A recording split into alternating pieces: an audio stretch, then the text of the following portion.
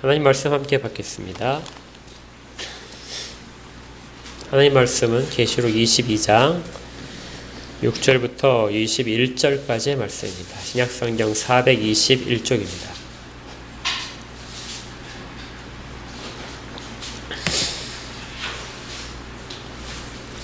요한계시록 22장 6절부터 21절까지의 말씀입니다.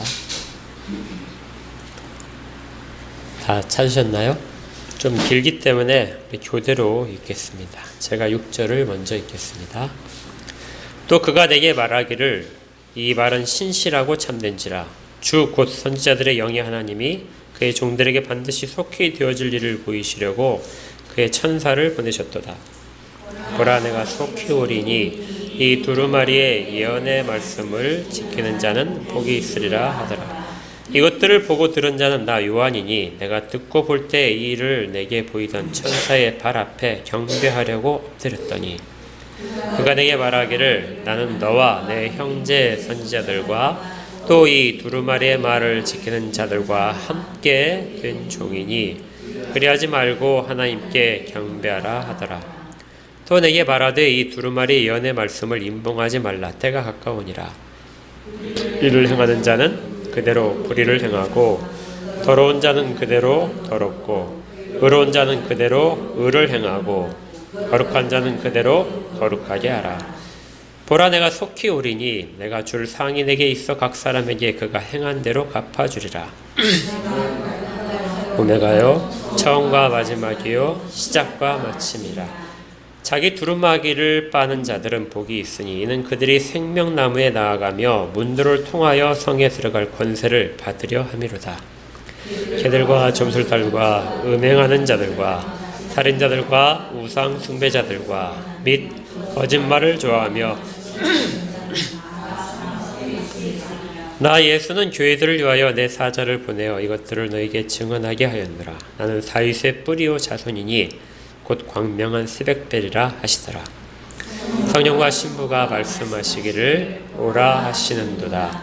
듣는 자도 오라 할 것이요 목마른 자도 올 것이요 또 원하는 자는 값없이 생명수를 받으라 하시더라.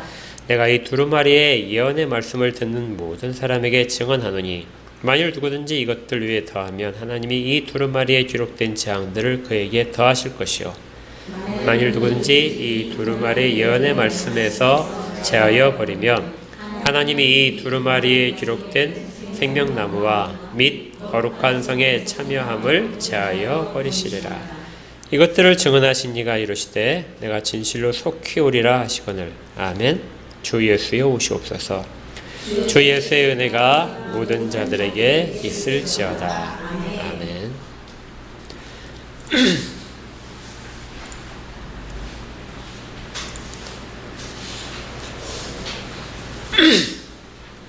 자, 계시록 정리의 네 번째 시간입니다. 이제 오늘로써 계시록 정리가 마무리될 텐데요.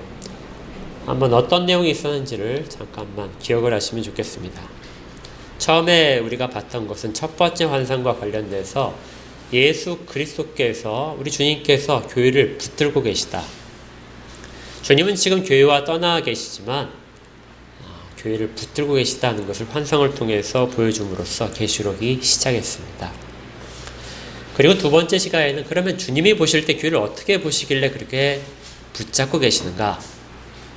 여기에서 교회가 하나님의 소유가 된 자들의 모임이다. 그런데 보통 소유가 아니라고 그랬죠? 기억하십니까? 특별한 소유물. 이걸 다른 번역서에서는 보물이라고 이야기한다고 그랬죠. 하나님의 백성들을 하나님은 보물로써 보신다. 단순한 그냥 소유물 중에 하나가 아니라 특별하다 그랬어요. 그런데 계시록에서는 여기 하나를 덧붙여서 우리 주님이 교회를 보실 때 자기의 신부로서 보신다. 결혼을 앞둔 신부. 자기 아내로서 교회를 보고 계신다는 것이죠. 그리고 그 신부된 교회를 더 좋은 곳으로 이끌기 위해서 준비를 하신 것이 새 예루살렘. 계시록에서 아주 중요한 주제의 환상인 새 예루살렘이고 그곳으로 맞아들이신다는 것입니다. 그리고 그 혼인잔치에 마지막 종말의 날은 혼인잔치라고 그랬죠. 그 혼인잔치의 날에 신부로서 우리 모두가 교회가 그곳에 들어가게 된다. 이것이 지난주까지 했던 내용입니다. 이제 오늘은 이제 마지막으로서 그 신랑 되시는 주님께서 신부를 데리러 이 땅에 오시는 장면. 그것이 예수 그리스도의 재림인데요. 그 신부를 데리러 오시는 장면. 그리고 신부를 데리러 오실 때까지 우리가 어떻게 이 땅의 삶을 살아야 되는가 하는 부분을 마지막으로 살펴볼 것입니다. 결론을 먼저 말씀드리면은 계시록의 마지막 22장 우리 끝부분에 읽었듯이요. 주님께서 말씀하시기를 내가 속히 올 것이다 말씀하시고 그 약속을 들은 모든 자들이 주님 앞에 아멘 주 예수여 오시옵소서 이렇게 말하는 것으로 끝나게 됩니다. 그러니까 계시록의 모든 결론은 어디에 담겨 있냐면 22장 20절에 담겨 있는 것이죠. 내가 진실로 속히 오리라. 그리고 그 소식을 들은 모든 자들은 아멘 주 예수여 오시옵소서. 이것이 계시록의 결론이기도 하고 모든 성경의 결론이기도 합니다. 그리고 우리 신앙의 결론이기도 하죠. 정말 아멘 주 예수여 오시옵소서 지금 맞아들이고 계십니까? 지금이에요. 지금 아멘 주 예수여 오시옵소서. 지금 주님이 오시기를 기다리고 계십니까? 한 번도 기다리시지 않으셨어요? 내일 오셨으면 좋겠어요. 내일이요? 오늘은 아니고? 네.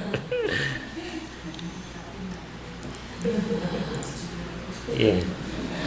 주님이 오시기를 기다리는 그 정도가 우리가 이 세상에 대해서 얼마나 그 기대를 하느냐 그 부분과 연관이 되는 것 같아요.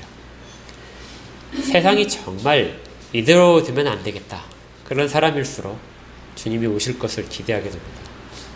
이 세상에 만족감이 많으면 손에 쥐고 있을 것이 많으면 주님이 몇 년 후에 오시든지 100년쯤 후에 오시든지 그러길 기대하겠죠. 세상이 어느 정도 변해야 되는가 한번 우리 스스로 한번 질문을 해보세요. 이 세상이 내 주변을 두는 모든 환경들이 얼마나 변했으면 좋을까. 그 부분에 마음에 들지 않는 부분들 공정하지 못한 부분들이 보일 텐데요. 그것들을 하나하나 찾고 그 다음에 세상이 그대로 유지했으면 좋겠다 하는 부분들을 찾고 그걸 비교해 보게 되면 이 세상에 우리가 얼마나 큰 미련을 갖고 있는가를 평가할 수 있습니다. 변하면 좋겠죠. 여러분들이 한번 저울질 해보시면 변해야 될 것이 많아요? 변하지 않아야 될 것이 많습니까? 비슷해요? 네. 변할 것이 많죠. 우리 몸의 건강도 그렇고 젊어졌으면 좋겠잖아요. 여러 가지 돈도 좀 많았으면 좋겠고. 네. 한때 그 TV에 이 변하는 것을 원하는 것들을 이제 TV에서 많이 채취를 해서 한 그 프로그램 중에 우리 아이가 달라졌어요 하는 프로그램 보셨어요? 저는 한 번인가 두 번인가 봤는데 되게 놀랍더라고요. 부모들 마음은 문제가 있는 아이 같으면 좀 변했으면 좋겠다.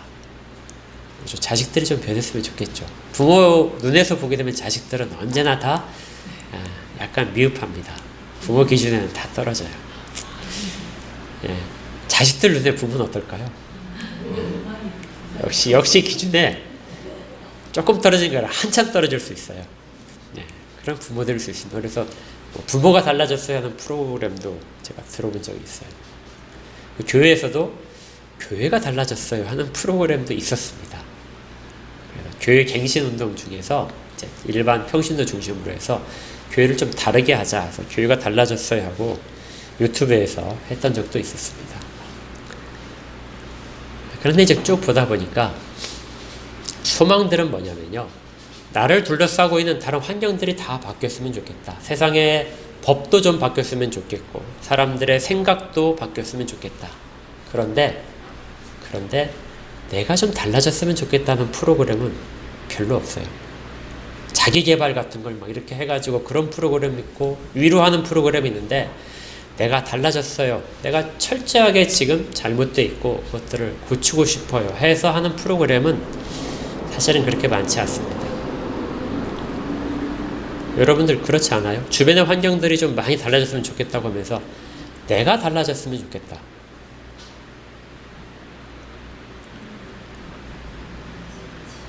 내가 달라지는 거에 대한 그런 기대가 있어야 이 종말을 기대하는 그 마음이 강렬해집니다.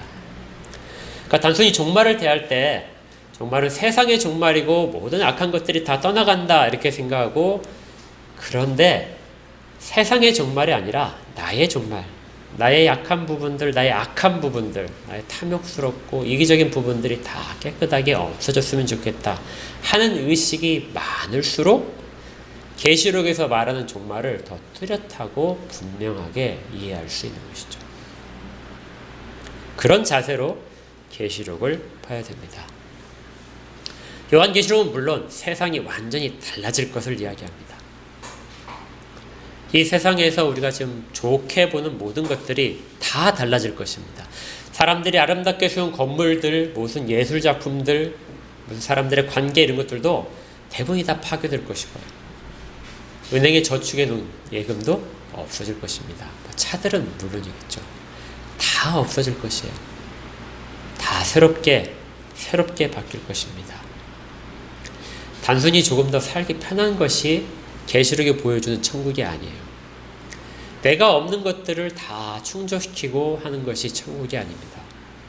천국은 완전히 달라진 세상이에요. 그래서 새 하늘과 새 땅이라고 말을 하는 것이죠. 처음 하늘과 처음 하늘이 없어지고 처음 바다도 없어지고 완전히 다 변한 것이 새로운 창조. 그래서 그것을 새 예루살렘이라고 합니다. 하나님이 직접 통치하시는 곳, 모든 악한 것들이 하나도 발붙일 수 없는 곳, 그것이 새 예루살렘이죠. 그래서 계시록은 새로운 세상에 대한 것을 소개해 줬습니다. 그런데요, 이미 이것들은 우리 가운데 시작이 됐었어요. 세상이 전혀 변한 것이 없는데 고린도후서 5장 17절에 바울이 이렇게 이야기하는 것이 있습니다. 기억나실 거예요. 그런즉 누구든지 그리스도 안에 있으면 뭐라고요? 새로운 피조물이다. 새 창조가 주님의 재림 때 있을 거라고 생각을 했는데 이미 시작이 되었다. 그 첫 번째 결과물이 바로 너희들이다. 누구든지 그리스도 안에 있는 모든 자들, 그리스도를 주라 고백하고 그리스도를 사랑하는 모든 자들은 새로운 피조물이다. 새 창조에 먼저 들어간 자들입니다. 이전 것은 지나갔으니 보라 새 것이 되었도다. 여러분들은 뭐라고요? 새로운 창조물들, 새 것이에요. 새 것. 아직 옛 것이라고 생각하지 말고 새 것이라고 생각해야 됩니다. 그런데 이 구절을 잘 보게 되면요, 고린도서 5장 17절 그 뒤에 18절, 19절에 나오는 부분을 보게 되면 누구든지 그리스도 안에 있으면 해서 사람을 가리키는 것, 여기에 한정될 것 같은데 그 뒤에 이어지는 것들에서 보게 되면 모든 것이라고 되어 있고 19절에는 세상이라고 되어 있습니다. 그러니까 세상과 모든 것들이 이미 뭐라고요? 새 창조 속에 들어와 있다는 거예요. 왜냐하면 그리스도 안에 있기 때문에, 그리스도가 통치하시기 때문에 이미 세상은 그리스도 안에 들어와 있는 자들이다. 그렇다면 그리스도에 순종을 해야 됩니다. 그렇게 하지 않는 모든 것들은 용서받을 수 없는 죄가 되죠. 이렇게 새롭게 됨으로써 세상에는 분명히 없어져야 될 것들이 많습니다. 아직까지 우리 주변에서 세상은 새 창조에 들어가지 못했기 때문에 믿는 자들만이 새 창조를 경험하고 있는 것이죠. 그래서 우리는 마지막 날을 다시금 기대하게 됩니다. 계시록 21장을 보시면요, 우리 여기 지난주에 살펴봤었는데요, 21장 4절에 이 새 창조로 인하여 모든 달라진 점들을 이렇게 간략하게 묘사하고 있습니다. 4절을 같이 읽을까요? 21장 4절 시작. 모든 눈물을 그 눈에서 닦아주시니 다시는 사막이 없고 애통하는 것이나 혹하는 것이나 아픈 것이 다시 있지 아니하리니 처음 것들이 다 지나갔음이러라. 여기에 있는 구절들은 우리가 이 세상에서 정말 피하고 싶은 것들입니다. 대개는 일어나지 않았으면 좋겠다 하는 것들이 다 여기에 담겨 있죠. 주님이 가져오시는 세상, 혼인잔치를 하시면서 준비한 집, 혼인 생활을 즐기기 위한 집은 그곳에는 이러한 것들이 전혀 없다는 것입니다. 세상에서 우리가 아무리 최선을 다한다라도 끊어버릴 수 없는 것들이 그곳에서는 다 끊어진다는 것이죠. 이 앞에 있는 부분들, 곡하는 것들, 사망들, 눈물들이란 것들을 다 저주라고 했죠. 그곳에는 저주가 없다고 합니다. 22장 3절에서 다시는 저주가 없다.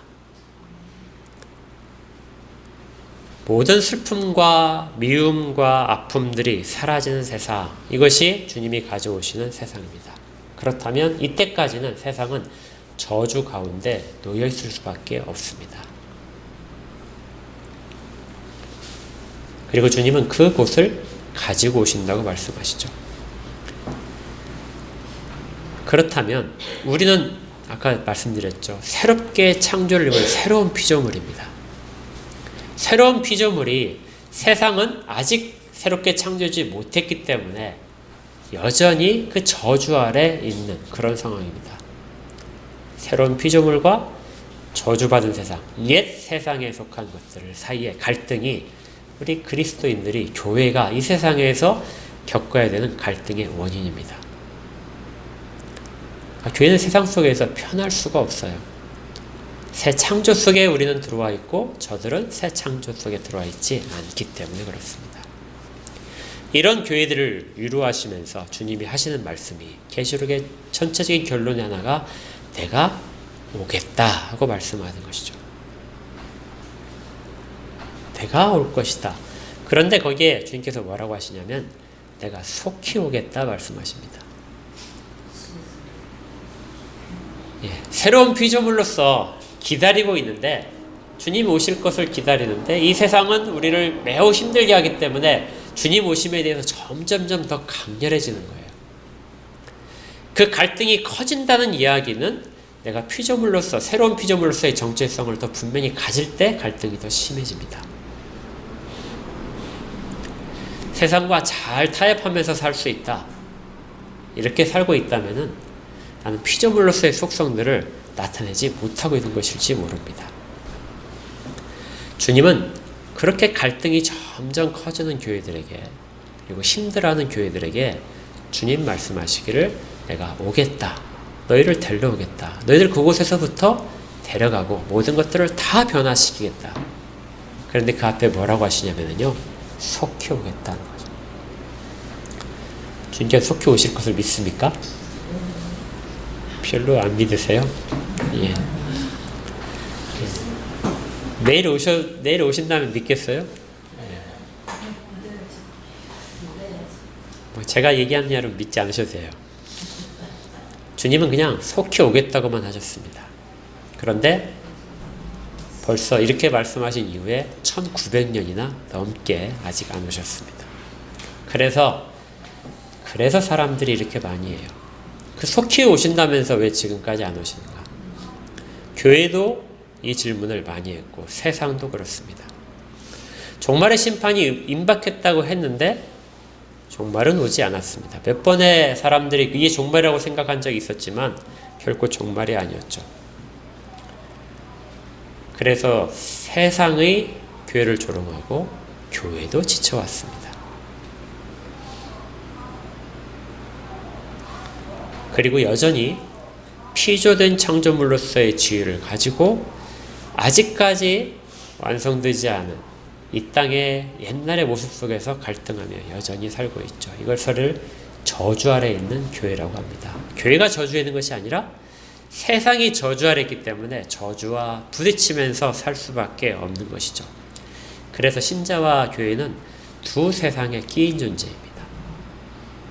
완전히 새롭게 된 새 법에 따른 존재이기도 하면서 세상에 속해 있는 옛 법에 따른 존재이기도 한 것이죠. 이것이 우리의 어려움입니다. 그러면 주님이 말씀하신 속히 오신다는 것은 거짓말일까요? 이 속히라는 말이 좀 어려운 말인데요. 이 속히라는 말을 주님이 하셨을 때 그것은 이 땅의 시간으로 말했을 때의 속히라고 해석을 하기 시작하게 되면 계시록에 대해서 정말 조급한 마음으로 말씀드렸지만 세대주의자들처럼 이 땅의 것들에 뭔가를 막 적용시켜서 그 날짜를 계산하고 싶어하는 그 조바심을 가질 수밖에 없습니다. 그런데 이 환상들은 계시록 공부할 때 생각나실 거예요. 환상들은 시간 순서가 아닙니다. 그 안에 시간 순서처럼 나타나는 것도 있지만 결론적으로 보게 되면 전체적으로 다 섞여 있는 것들이라고 했죠. 그래서 하나님의 시간은 사람의 시간과 다르게 흘러갑니다. 하나님에게는 1초가 되게 긴 시간일 수도 있고 1000년이 짧은 시간일 수도 있습니다. 시간 순서가 뒤가 앞이 될 수도 있고 앞이 뒤가 될 수 있습니다. 왜냐하면 시간조차도 하나님이 주관하시기 때문입니다. 그리고 속히 오겠다고 하는 이 말 자체가 우리가 생각하는 시간에 대해서 빨리라는 의미를 이렇게 갖고 있는 것도 있지만 그것보다는 더 분명하게 사용된 뜻은 반드시라는 뜻입니다. 변하지 않고. 그러니까 주님의 이 약속은 뭐라고요? 내가 반드시 그리고 신속하게 너희들에게 오겠다. 이걸 우리가 좀 이해할 수 있는 것이 주님께서 열 처녀의 비유를 통해서 하신 말씀이에요. 열 처녀가 혼인잔치에 가서 신부 집에 가서 들러리로 등불을 들고 신랑을 기다리죠. 그런데 약속한 시간이 된 것 같은데 신랑이 더디 옵니다. 빨리 왔으면 좋겠는데 신랑이 매우 더디게 와요. 왜냐하면 신랑은 오겠다고 했습니다. 신부를 맞이하고 싶은 마음이 정말 커서 내가 속히 가겠다 했는데 그 시간은 아버지께서 결정하는 것이죠. 그래서 그때가 될 때까지 도착하지 않은 겁니다. 그러니까 열 처녀의 모습은 우리가 가져야 될 이 땅에서의 모습을 말해주고 있는 거죠. 속히 오실 것인데 우리는 속히 오신다고 하는 그 약속, 반드시 오신다는 그 약속을 믿고 지금 이 세상에서 여전히 기다려야 되는 것입니다. 그래서 설교 제목이 그리스도를 기다리는 교회입니다. 기다릴 때 어떻게 기다려야 되는가? 이걸 좀 유의 있게 살펴봤으면 좋겠어요. 기다리는 모습 중에 첫 번째는 강건한 믿음입니다. 우리 성도들을 믿는다고 하잖아요. 근데 이 믿음에 대해서 가장 잘 이야기하는 히브리서 11장에서 이 믿음의 조상들의 이야기가 쭉 나오는데 그 믿음의 조상들의 이야기들은 다 같이 하나님의 약속을 기다리는 존재입니다. 그러니까 믿음은 무엇과 관련이 있어요? 기다림과 관련이 있습니다. 히브리서 11장 5절에 보게 되면요. 이렇게 돼 있어요. 믿음으로 에녹은 죽음을 보지 않고 옮겨졌으니 하나님이 그를 옮기심으로 다시 보이지 아니하였느니라. 그는 옮겨지기 전에 하나님을 기쁘시게 하는 자라는 증거를 받았느니라. 믿음이 없이는 하나님을 기쁘시게 하지 못하나니 하나님께 나아가는 자는 반드시 그가 계신 것과 또한 그가 자기를 찾는 자들에게 상 주시는 이심을 믿어야 할지니라. 믿음이 없이는 하나님을 기쁘시게 못한다고 했습니다. 하나님을 기쁘시게 하려면 믿음이 있어야 되는데 그 믿음에 대한 것이 뭐냐면 하나님의 약속을 그대로 받아들이는 것이죠. 그래서 히브리서는 계속해서 이렇게 이야기를 해요. 히브리서 11장 13절부터 이 사람들은 다 믿음을 따라 죽었으며 약속을 받지 못하였을 때 그것들을 멀리서 보고 환영하며 또 땅에서 외국인과 나그네임을 증언하였으니 그들이 이같이 말하는 것은 자기들이 본향 찾는 자임을 나타냅니다. 믿음은 본향을 찾아가는 과정입니다. 그곳에 갈 때까지를 기다리는 것이죠. 하나님이 예비하신 한 성, 그곳으로 부르실 때까지 이 땅에서 나그네로 살아가는 삶, 이걸 잊지 않는 것, 이것을 바로 믿음이라고 하고 이거 히브리서 11장이 말하는 믿음의 조상들은 이걸 가진 사람들입니다. 이 땅에서 다 이루어지지 않았다 할지라도 그걸 이루실 것을 믿고 가는 것이죠. 죽을 때까지 그 결말을 보지 못하더라도 하나님은 반드시 이루신다는 것을 알고 있던 사람들입니다. 그들을 믿음의 조상으로 대비시켰는데요. 계시록은 그것보다 훨씬 더 신약의 많은 것들을 담아냅니다. 우리들은 이미 그 모든 것들에 대한 맛을 본 자다. 피조물로서, 새 피조물로서 체험한 자들이고, 그리고 주인께서 우리들에게 속히 오시겠다는 약속까지 하셨다는 겁니다. 그러니 우리가 지금 이 시대를 살면서, 이 세상을 살면서 믿고 기다려야 되는 것이죠. 강건한 믿음이 필요합니다. 이 땅에서의 시간이 1000년이든 2000년이든. 교회는 그리스도의 재림을 기다리는 공동체입니다. 그러면 기다림에 대해서 우리의 태도 중에 두 번째는, 첫 번째가 믿으면 굳건한 믿음으로 기다려야 된다면 두 번째는 어떻게 기다려야 될까요? 아까 교회와 성도들은 하나님의 특별한 보물이라고 했는데요. 이 보물의 특별함이 이렇게 나타납니다. 하나님의 사람들을 새롭게 창조하셨어요. 그러니까 세상이 이렇게 보시면 깜깜한데 보석처럼 빛나는 존재들이 이렇게 보이는 겁니다. 별로 비유가 좋지 않나요? 보석을 잘 생각 못 하셨나요? 반딧불이 보셨어요? 깜깜한데 반딧불이 날아다니는 거 보셨습니까? 정말 환하거든요. 멀리서도 보이고 정말 예쁩니다. 깜깜한데 그렇게 빛을 내는 존재들이 있다는 거예요. 이게 하나님의 소유된 새 피조물들입니다. 그래서 하나님이 보시기에는 정말 소중하게 보이시거든요. 그런데 그 사람들을 궁금하실 거예요. 왜 보물을 왜 진흙탕 속에, 거름더미 속에 두셨을까요? 세상이 저주받은 땅이라 아주 그냥 온갖 혼탁하고 더러운 곳에 있는데 왜 보물들을 그곳에다가 다 두고 계신가요? 전혀 관계없을 것들 속에 우리는 있는데요. 주님의 이 땅에서의 삶을 보시면은 조금 이해가 될 것 같아요. 주님은 이 땅에서 가장 거룩한 자로 사셨습니다. 그렇죠. 하나님을 가장 사랑하고 모든 능력과 영광을 받으실 만한 분이 이 땅 가운데 육신을 입고 오셨어요. 그리고 제자들을 삼으셨습니다. 그러면 그 제자들과 선생의 관계, 주님과 하나님의 백성의 관계가 주님이 살아계셨을 때만, 십자가를 지기 전까지만 관계가 있었을까요? 주님이 부활하시고 십자가에 달려 죽으신 다음에 부활하신 다음에 승천하실 때까지 주님은 부활하신 다음에도 제자들을 찾아가셨습니다.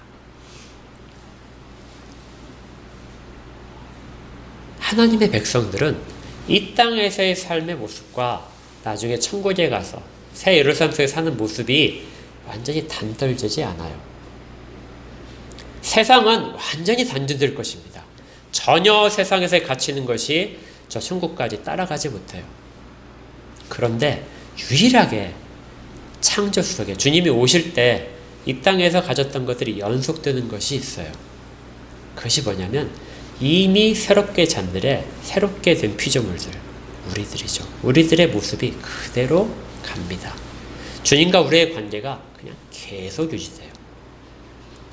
우리가 이 땅에서 가진 신앙의 모습이 천국까지도 그대로 이어지는 것입니다.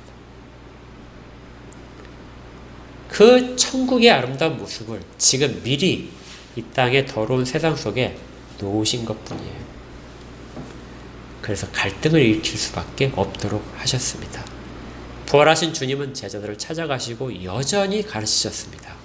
그들과 함께 식사하시고 동행하셨어요. 부활하기 전에도 주님과 제자들의 관계는 그렇게 됐었고 부활하신 후에도 주님은 여전히 제자들을 아끼셨습니다. 그리고 하늘에 승천하신 다음에 하나님 보좌 우편에 앉아 계실 때도 주님과 제자의 관계는 그대로입니다. 주님은 다 달라지셨죠. 그렇지만 그 관계만큼은 변하지 않습니다. 우리도 마찬가지예요. 교회가 기다리고 있는데 어떤 모습으로 기다릴 것인가?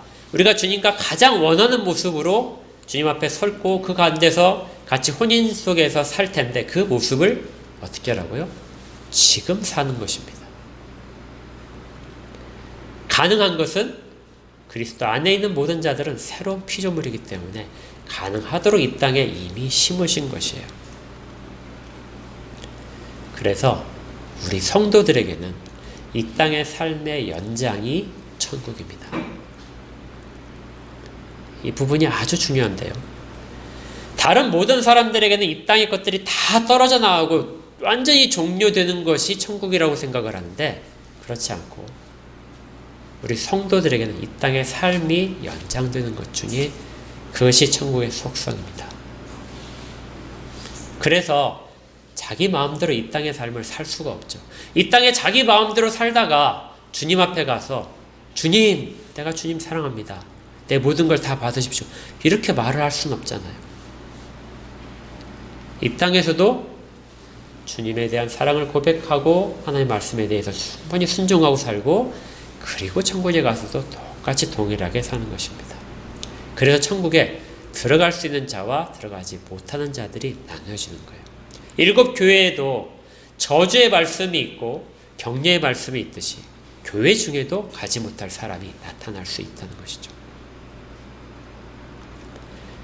성도들은 여전히 말씀을 지키는 자들입니다. 아까 읽었던 계시록 22장 9절을 보시면요, 천사가 하는 말이 이렇게 돼 있어요.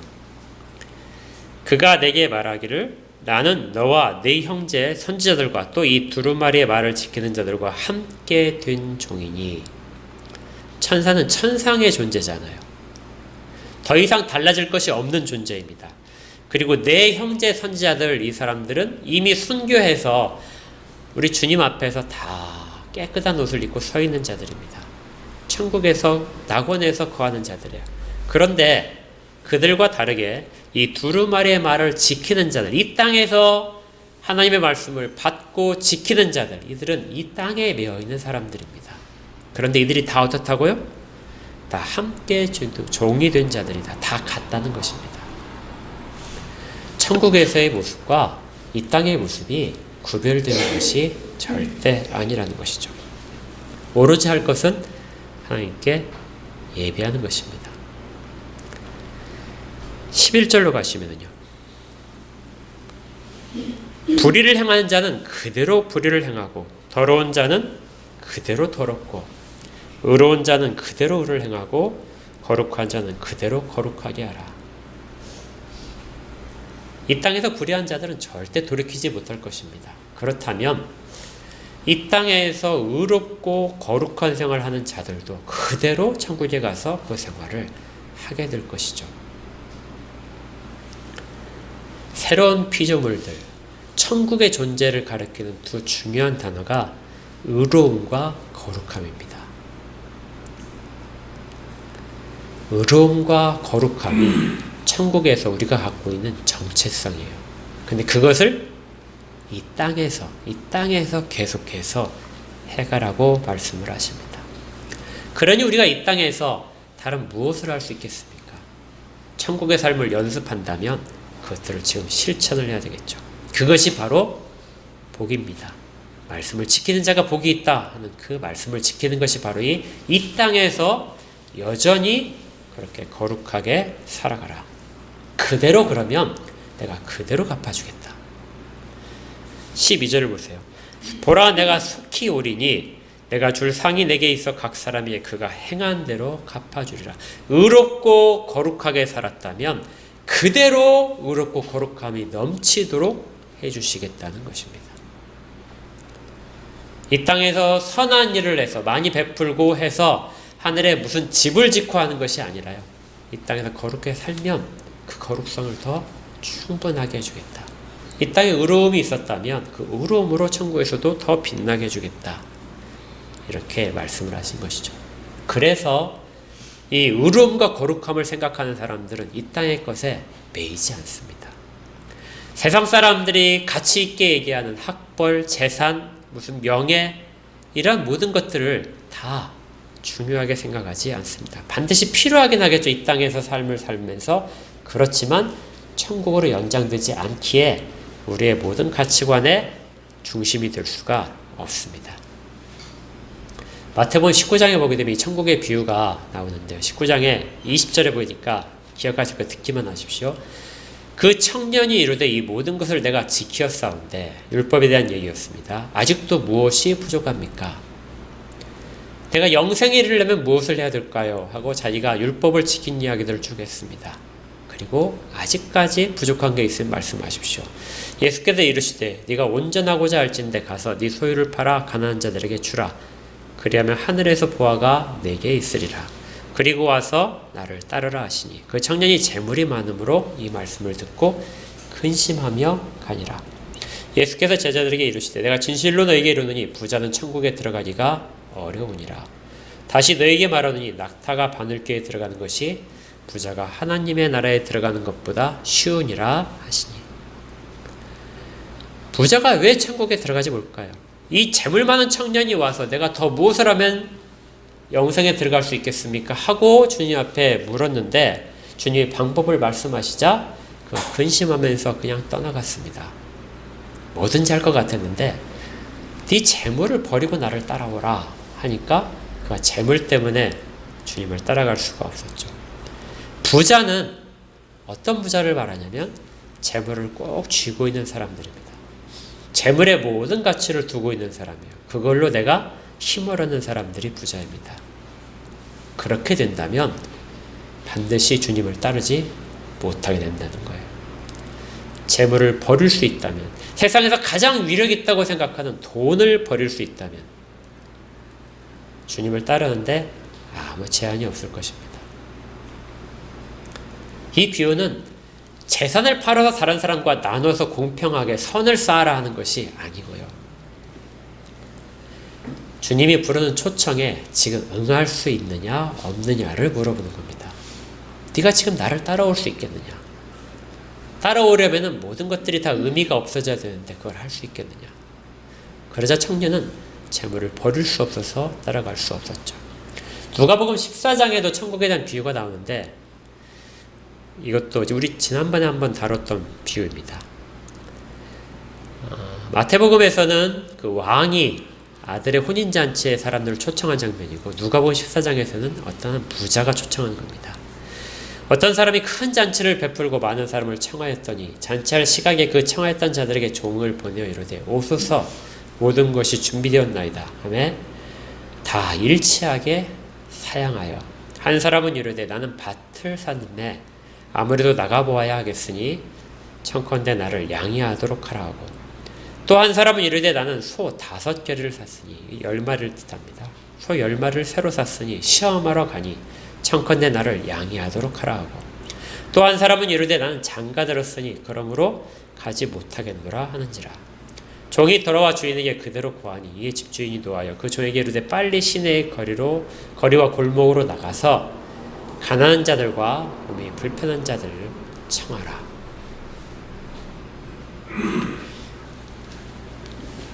부자가 잔치를 벌여두고 초청을 했는데 이미 그 사람들에게 약속된 시간을 다 알려주고 초청장을 보냈습니다. 갑자기 보낸 게 아니에요. 초청을 다 보냈는데 그 사람들이 오겠다고 했어요. 근데 막상 그 시간이 되어서 종들을 다 이제 됐으니까 오십시오 하고 보냈더니 사람들이 말하기를 내가 지금 밭을 새로 사서 이걸 그냥 버려두고 갈 수가 없습니다. 내가 소를 사서 이 소를 가지고 농사를 지으려면은 그 멍에를 매는 법을 연습시켜야 되기 때문에 내가 지금 이것 때문에 급해서 갈 수가 없습니다. 나를 부디 양해해 주십시오.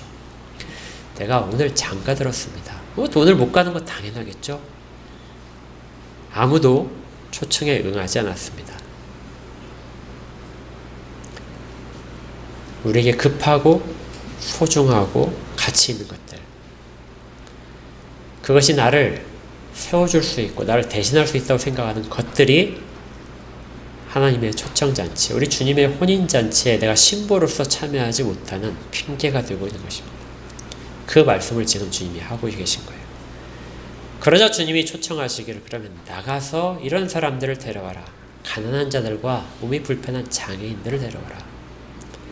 그들이 왜 올 수 있었을까요? 아무것도 그들의 발목을 잡을 것이 없었습니다. 초청장치에 오게 되면 먹을 것이 충분하거든요. 다른 잔치에는 사람들이 꺼려하는 병든 사람들이 그 잔치에는 얼마든지 환영받으면서 갈 수 있게 그들이 즐겁게 그 잔치에 오게 됩니다. 가난한 자와 몸이 불편해야만 천국에 가는 것이 아니고 모든 것들을 다 내려놓을 수 있어야, 그래야 가는 곳이 천국이라는 것입니다.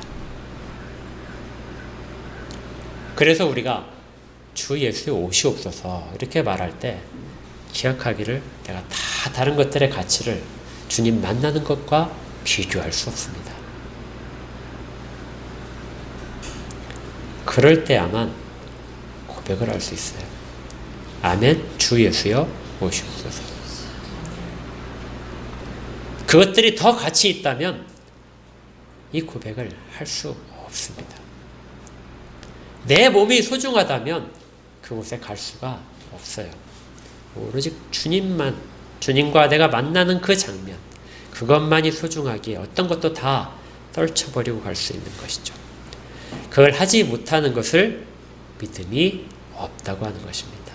나그네가 아니라 소유된 자로 이 세상을 살고 있는 것이죠. 이 땅에서 하나도 갖지 말라는 이야기가 아닙니다. 아브라함도 이삭도 이 땅에서 부자였어요. 그들을 다 말하면서 그들은 이 땅에 나그네라고 말했던 것이죠. 언제든지 하나님이 원하신다면 내가 지금이라도 갈 준비가 되어 있습니다. 이것이 기다리는 교회, 기다리는 성도입니다. 그리스도를 기다리는 모습입니다. 바울도 그래서 고린도 전서의 마지막 부분에서 이렇게 말합니다. 우리 주여 오시옵소서.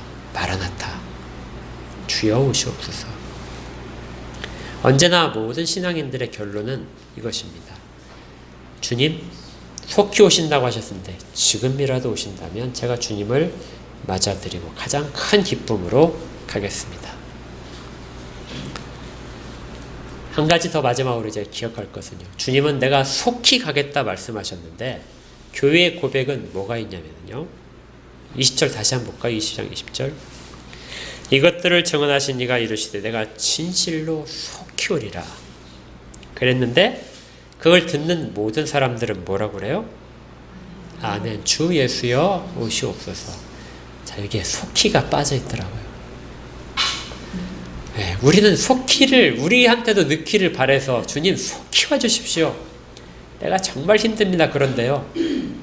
그런데 성령은 속히란 말을 빼도록 했습니다. 주님은 속히 오겠다고 하셨는데 기다리는 자들은 뭐예요? 초조함이 없이 그냥 이대로 살면서 기다리는 거예요. 오늘이나 내일이나 한결같이. 이것이 아멘. 주 예수여 오시옵소서를 기다리는 자들입니다. 그러니까 내일 종말이 온다 그러니까 다 팔아가지고 남 다 주고 막 그렇게 산으로 들어가고 이런 모습이 아니고요. 지금 뭐예요? 지금을 살다가 오늘도 살고 내일도 살다가 주님이 오시면 기꺼이 가는 모습. 그래서 천국의 모습과 지금의 모습이 달라지지 않아서 연속되는 것을 지금 알고 실천하는 사람들. 이것이 계시록이 우리 가운데 마지막에 들려주는 겁니다. 그래서 종말을 기다리는 모습은 격정적이지 않습니다. 하늘을 향해 두 손을 막 벌고 막 부르짖으면서 주 예수 오시옵소서 이렇게 하지 않아요. 여기서 그렇게 하도록 그런 어투로 이 마지막 20절을 읽지 않도록 되어 있습니다. 지금 우리는 조용히 아주 나지막히 매 순간마다 주 예수 오시옵소서 하면서 이 땅의 삶은 정말 더러운 세상 가운데 보석으로 이 땅 가운데 나타나셨사오니 보석의 삶을 그대로 유지하며 더러움에 물들면 안 되겠죠. 그대로 살아가는 것입니다. 이걸 계시록과 성경이 마지막에 종결 부분에서 그렇게 하라고 이야기합니다. 이걸 하는 것이 바로 처음의 신앙, 처음 사랑을 그대로 유지하는 거고요. 이것이 또 이기는 교회와 이기는 성도들의 모습입니다. 우리 다 같이 이거 하실 수 있겠죠? 꼭 다짐하셔야 됩니다. 아멘. 주 예수여 오시옵소서. 내가 반드시 너희들에게 속히 갈 것이다. 주님 만나신 날을 기대하는 우리 모두가 되기를 주의 이름으로 축복합니다. 함께 기도하겠습니다. 하나님 아버지, 주께서 이 땅의 역사 가운데 갖고 계신 시간표를 계시록을 통해서 저희가 생각했습니다. 그리고 지금 이 순간에 저희 먼저 새롭게 된 피조물들, 그리스도 안에 있으면서 피조물들의 모습으로 살아가야 될 존재들이 어떻게 해야 되는지도 살펴보았습니다. 속히 오실 주님을 오늘 이 시간에 조용히 기다립니다. 그리고 조용히 현재의 삶을 살아갑니다. 거룩하고 의롭게 살아가려는 모든 다짐들을 하나님 격려하시고 힘을 주시옵소서. 계시를 통하여 계시록을 통하여 교회들을 격려하셨듯이 저희들이 지금 다시 계시록을 읽으며 그 모습을 저희들의 말씀으로 봤습니다. 그렇게 삶을 이어가는 저희가 될 수 있도록 다 복을 주시고 정말 복된 자로서 말씀을 지키는 자의 삶을 가지도록 인도하여 주시옵소서. 예수 그리스도 이름으로 기도합니다. 아멘.